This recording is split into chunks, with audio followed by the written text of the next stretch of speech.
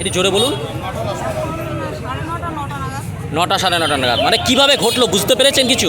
বাসটা তো প্রচুর স্পিডে চলছিল, প্রচুর স্পিডে। রোড জ্যাম থাকায় আমরা আস্তে গাড়ি চালাচ্ছিল, তারপরে রোডটা ক্লিয়ার হওয়াতে প্রচুর স্পিডে গাড়ি চালাচ্ছিল। কোথায় রোড জ্যাম ছিল? কোথায়? ওইটা নবদ্বীপ ব্রিজের ওখানে? ব্রিজটা পেরিয়ে ওই পুরো লাইনটাই রোড জ্যাম জ্যাম ছিল, সেই কারণেও জোরে চালাচ্ছিল। আমরা টাইমটা মেনটেন করার জন্য হয়তো জোরে চালাচ্ছি।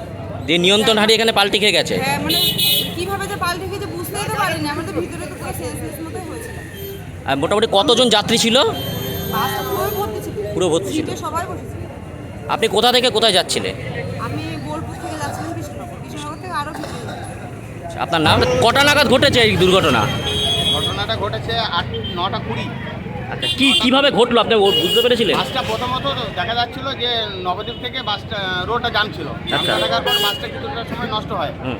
নষ্ট হওয়ার ফলে বাসটা যখন দেখা যায় যে জামের পরে যখন বাসটা বেরিয়ে আসে, তখন ড্রাইভার বেপরোয়া হিসাবে গাড়িটা চালিয়ে নিয়ে আসছিল যাতে তার টাইম মেনটেন্স করা যায়। হুম। কিন্তু বাসের যাত্রীরা কিন্তু বলছিল, এবং বাসের যাত্রীরা বলা সত্ত্বেও কিন্তু দেখা যাচ্ছে বাসের খালাসি কন্ডাক্টর বাসের যাত্রীর সঙ্গে গন্ডগোল শুরু করে। খালাসি কন্ডাক্টর কি সব আছে না পালিয়েছে?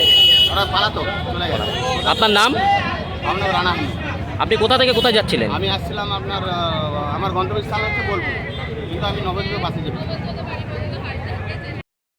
দাদা কটা নাগাদ ঘটেছে এটা? কোথা থেকে কোথায় যাচ্ছিলেন আপনি?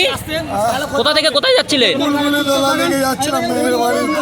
আপনার বাড়ি কোথায়? আপনার নাম কি?